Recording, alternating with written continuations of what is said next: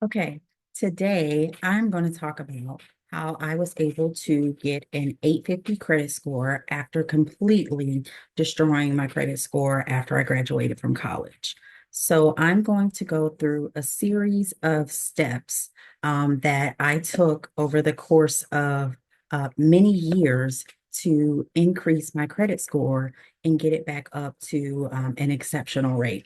So as you can see on the screen, I'm sharing my current credit score that I pulled just 5 days ago that reflects exceptional payment history, amount of debt, length of credit history, as well as the amount of new credit.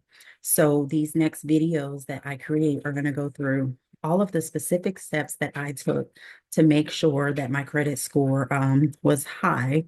I wasn't expecting it to get this high, but I did want my credit score to go up to about a 700 after, of course, it dropped to around the 600s after graduating college, not being able to pay my bills.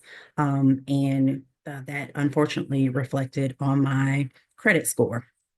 However, and I'll get a little bit into this later, although my credit score was low during that time, I was still able to buy a house. So I'll also talk a little bit about that.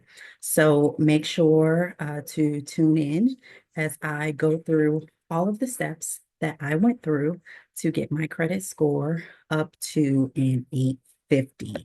So stay tuned.